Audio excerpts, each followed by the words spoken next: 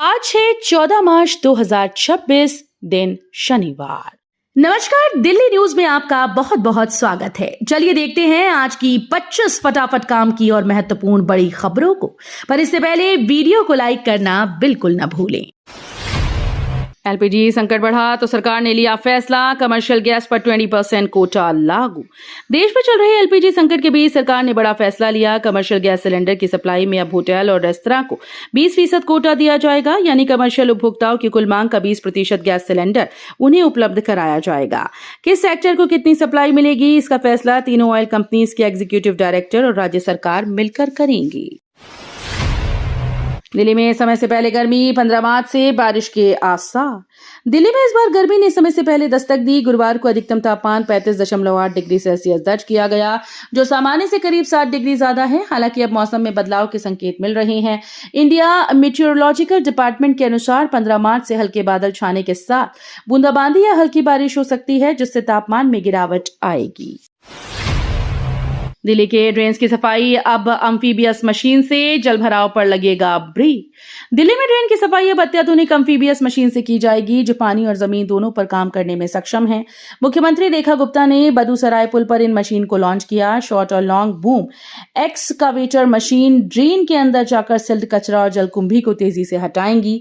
सरकार के मुताबिक नजफगढ़ ड्रेन, जहां शहर के लगभग 75% सिल्ट पहुंचती है, वहां इन मशीन से सफाई अभियान तेज होगा।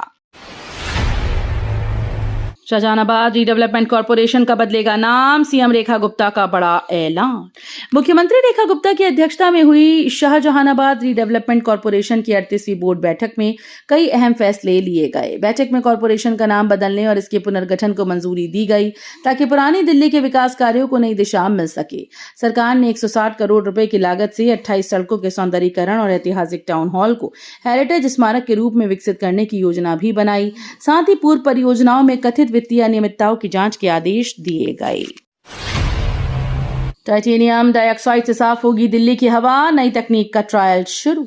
दिल्ली में वायु प्रदूषण से निपटने के लिए नई तकनीक का सहारा लिया जा रहा है। दिल्ली सरकार और Indian institute of technology Madras के बीच एक समझौता हुआ, जिसके तहत टाइटेनियम डाइऑक्साइड आधारित फोटो कैटेलिटिक कोटिंग का परीक्षण किया जाएगा। ये तकनीक सूरज की रोशनी में सक्रिय होकर हवा में मौजूद नाइट्रोजन डाइऑक्साइड और अन्य हानिकारक गैसेस को कम करने में मदद करती है। शिकायतों के बावजूद कार्रवाई नहीं, मिनरल वाटर खरीदने को मजबूर हैं लोग। पूर्वी दिल्ली के मंडा वाली इलाके में लोग गंभीर जल संकट का सामना कर रहे हैं। यहां सी ब्लॉक के करीब 500 घरों में पिछले 2 महीनों से नलों से गंदा और बदबूदार पानी आ रहा है। हालात ऐसे हैं कि लोग इस पानी का इस्तेमाल पीने तो दूर, घरेलू कामों के लिए भी नहीं कर पा रहे हैं। स्थानीय निवासियों का कहना है कि उन्होंने कई बार शिकायत की, लेकिन अब तक समस्या का समाधान नहीं हो पाया। मजबूरी में लोग पीने के लिए मिनरल वाटर खरीद रहे हैं और दूसरे इलाकों से पानी लाकर काम चला रहे हैं। दिल्ली में हज 2026 की तैयारियां तेज, 18 अप्रैल से शुरू होगी पवित्र यात्रा। दिल्ली में हज 2026 की तैयारियां तेज हो गईं। दिल्ली स्टेट हज कमेटी के कार्यकाल को 6 महीने का विस्तार मिलने के बाद विस्तारित कमेटी की पहली बैठक आयोजित की गई, जिसमें हज यात्रियों की सुविधाओं और प्रस्थान व्यवस्थाओं पर चर्चा हुई। इसी के साथ रामलीला मैदान में बनने वाले हज कैंप का संयुक्त निरीक्षण भी किया गया। महिलाओं के फ्री सफर पर डीटीसी की सफाई, कार्ड ना हो तो भी मिलेगा फायदा। दिल्ली में महिलाओं के फ्री बस सफर को लेकर डीटीसी ने बड़ा स्पष्टीकरण दिया है। निगम ने कहा कि जिन महिलाओं के पास अभी पिंक सहेली स्मार्ट कार्ड नहीं है, वे पहले की तरह पिंक पेपर टिकट के जरिए डीटीसी बसेस में मुफ्त यात्रा कर सकती हैं।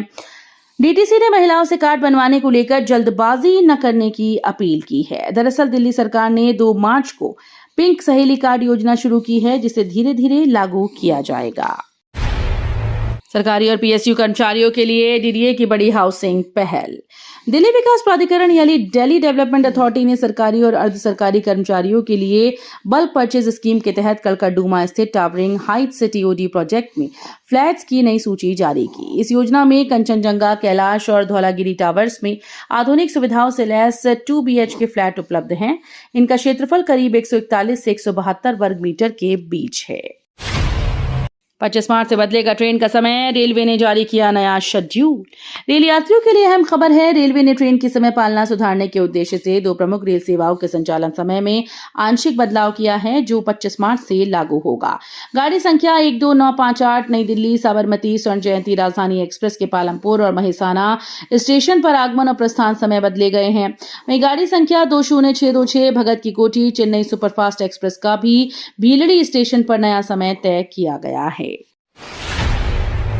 आज और कल दिल्ली के कई इलाकों में पानी की सप्लाई रहेगी बाधित। दिल्ली के कई इलाकों में आज और कल पानी की सप्लाई प्रभावित होने वाली है। दिल्ली जल बोर्ड के अनुसार अंडरग्राउंड रिजर्वायर और बूस्टर पंपिंग स्टेशन की वार्षिक सफाई के चलते ये काम किया गया है। इस दौरान कई क्षेत्रों में पानी का दबाव कम रहेगा या सप्लाई पूरी तरीके से बंद हो सकती है। प्रभावित इलाकों में शालीमार बाग, पश्चिम विहार, अशोक विहार, कालकाजी, कीर्तिनगर और पंजाबी बाग समेत कई क्षेत्र शामिल हैं। मध्य पूर्व तनाव के बावजूद भारत ईरान बासमती व्यापार मजबूत।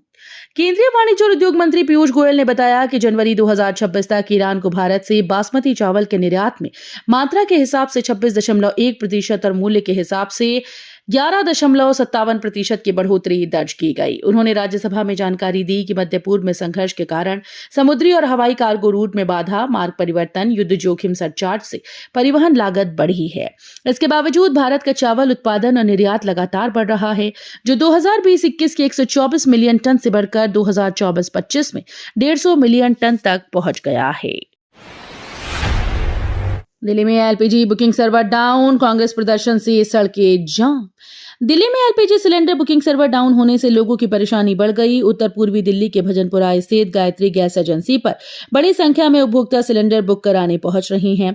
लोगों का कहना है कि पिछले 2-3 दिनों से सर्वर ठप्प होने के चलते बुकिंग नहीं हो पा रही। एजेंसी के मुताबिक अफवाहों के कारण अचानक से कॉल और बुकिंग की संख्या बढ़ने से सिस्टम पर दबाव पड़ा। 900 करोड़ की इंटरनेशनल साइबर ठगी का मास्टरमाइंड दिल्ली का सीए निकला। करीब 900 करोड़ रुपए की अंतर्राष्ट्रीय साइबर ठगी मामले में बड़ा खुलासा हुआ। सेंट्रल ब्यूरो ऑफ इन्वेस्टिगेशन की जांच में सामने आया कि दिल्ली का एक चार्टर्ड अकाउंटेंट इस गिरोह का मास्टरमाइंड था, जिसे पहले एनफोर्समेंट डायरेक्टोरेट ने गिरफ्तार किया था। आरोपी सोशल मीडिया और मोबाइल ऐप के जरिए निवेश और पार्ट टाइम नौकरी का झांसा देकर लोगों से ठगी करता था। जांच में दुबई कनेक्शन भी सामने आया, जहां शेल कंपनीज और क्रिप्टो ट्रांजैक्शन के जरिए पैसा विदेश भेजा गया। दिल्ली टोल प्लाजा पर जाम खत्म करने की तैयारी, एमसीडी का नया प्लान। दिल्ली के टोल प्लाजा पर लगने वाले ट्रैफिक जाम को कम करने के लिए म्युनिसिपल कॉर्पोरेशन ऑफ दिल्ली ने अहम फैसला लिया। एमसीडी ने टोल वसूली करने वाली कंपनी सहाकर ग्लोबल का कॉन्ट्रैक्ट 6 महीने के लिए बढ़ा दिया है।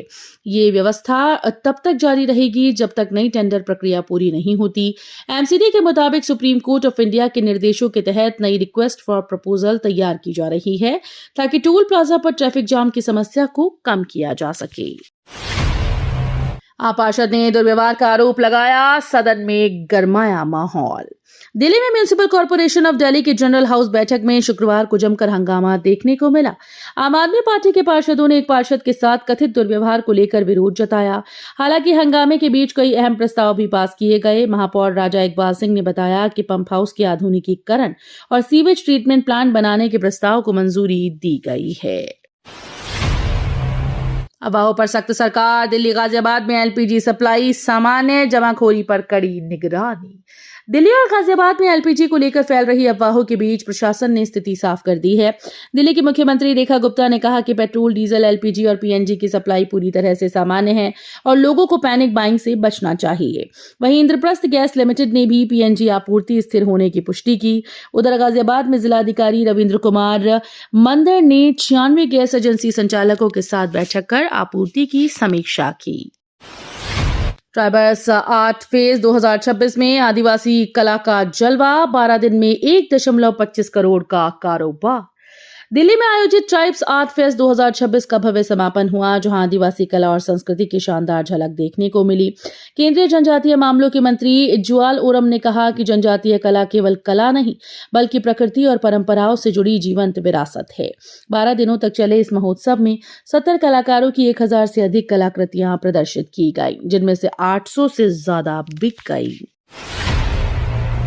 दिल्ली में पुराने सीसीटीवी कैमरे बदले जाएंगे, निगरानी नेटवर्क होगा हाईटेक। दिल्ली में सुरक्षा व्यवस्था को मजबूत करने के लिए सरकार सीसीटीवी निगरानी नेटवर्क का बड़ा आधुनिकीकरण करने जा रही है। लोक निर्माण विभाग के अनुसार शहर में 2018 से अब तक करीब 2,80,000 कैमरे लगाए गए, लेकिन पहले चरण के कई कैमरों की अवधि अब खत्म होने वाली है। मंत्री प्रवेश वर्मा ने कहा कि पुराने और सिम आधारित कैमरों को जरूरत के अनुसार नए सिस्टम से बदला जाएगा। फूड बिजनेस के लिए नए नियम, बार बार लाइसेंस रिन्यू कराने की जरूरत खत्म। खाने पीने का कारोबार करने वालों के लिए बड़ी राहत की खबर है। Food safety and standards authority of India यानी FSSAI ने नया निर्देश जारी कर दिया है। फूड बिजनेस के पंजीकरण, प्रमाण पत्र और लाइसेंस को अब अस्थायी रूप से वैध कर दिया गया। पहले ये लाइसेंस 1 से 5 साल के लिए जारी होते थे और समय समय पर नवीनीकरण कराना पड़ता था। इसके साथ ही टर्नओवर की सीमा भी 12 लाख से बढ़ाकर 1.5 करोड़ रुपए तक कर दी गई, जो 1 अप्रैल 2026 से लागू होगी। वोटर लिस्ट मामले में सोनिया गांधी को राहत, सुनवाई 30 मार्च तक टली। कांग्रेस नेता सोनिया गांधी से जुड़े वोटर लिस्ट विवाद मामले में सुनवाई फिलहाल टाल दी गई। राउस एवेन्यू कोर्ट के सेशंस कोर्ट ने मामले की अगली सुनवाई 30 मार्च तक तय की। सुनवाई के दौरान सोनिया गांधी की ओर से वरिष्ठ वकील निजी कारणों से दलीलें पेश नहीं कर सके, जिसके बाद कोर्ट ने नई तारीख दे दी है। याचिका में आरोप है कि 1980 में नई दिल्ली विधानसभा क्षेत्र की वोटर लिस्ट में उनका नाम जुड़ा था, जबकि उन्होंने भारतीय नागरिकता 1983 में हासिल की थी। दिल्ली के विकास और प्रशासनिक मुद्दों पर राष्ट्रपति भवन में अहम बैठक। दिल्ली के उपराज्यपाल तरनजीत सिंह संधू ने शुक्रवार को राष्ट्रपति भवन में राष्ट्रपति द्रौपदी मुर्मू से शिष्टाचार मुलाकात की।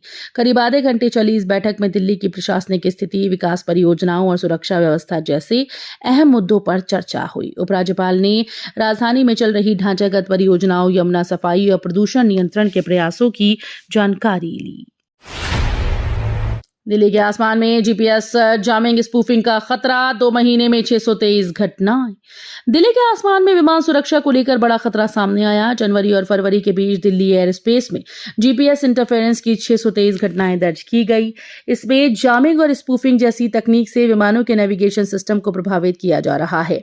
स्पूफिंग को ज्यादा खतरनाक माना जा रहा है क्योंकि इसमें गलत जीपीएस सिग्नल भेजकर विमान को गलत लोकेशन दिखाई जाती है। इस बढ़ते खतरे को देखते हुए directorate general of civil aviation ने जांच के लिए टास्क फोर्स बनाई है। नई दिल्ली में राष्ट्रीय एडिटिव मैन्युफैक्चरिंग संगोष्ठी 2026, भारतीय सेना ने लिया हिस्सा। नई दिल्ली में आयोजित राष्ट्रीय एडिटिव मैन्युफैक्चरिंग संगोष्ठी 2026 में इंडियन आर्मी ने भाग लिया। इस कार्यक्रम में सरकार, सशस्त्र बलों, शिक्षाविदों और उद्योग जगत के प्रतिनिधियों ने विनिर्माण तंत्र और सामरिक क्षमता को मजबूत करने में एडिटिव मैन्युफैक्चरिंग की भूमिका पर चर्चा की। सेना के प्रतिनिधिमंडल का नेतृत्व लेफ्टिनेंट जनरल राजीव कुमार साहनी ने किया। एडिटिव मैन्युफैक्चरिंग यानी 3D प्रिंटिंग तकनीक के जरिए डिजिटल डिजाइन के आधार पर परत दर परत वस्तुएं तैयार की जाती हैं। उद्घाटन के 4 दिन बाद दिल्ली मेट्रो की मेजेंटा लाइन पर चोरी का बड़ा झटका। दिल्ली मेट्रो की नई मेजेंटा लाइन पर उद्घाटन के सिर्फ 4 दिन बाद बड़ी चोरी की घटना सामने आई है। अज्ञात चोर करीब 1 किलोमीटर सिग्नलिंग केबल काट कर ले गए, जिससे भलसवा और मजलिस पार्क के बीच मेट्रो सेवा प्रभावित हो गई। ट्रेन को धीमी गति से चलाना पड़ा और यात्रियों को परेशानी झेलनी पड़ी। पुलिस ने जंगल में तार जलाकर तांबा निकालते हुए एक आरोपी को गिरफ्तार किया, जबकि अन्य की तलाश जारी है। तो ये थी आज की बड़ी खबरें। रोजाना ऐसे ही सबसे पहले अपडेट पाने के लिए चैनल को सब्सक्राइब करना बिल्कुल न भूलें। धन्यवाद।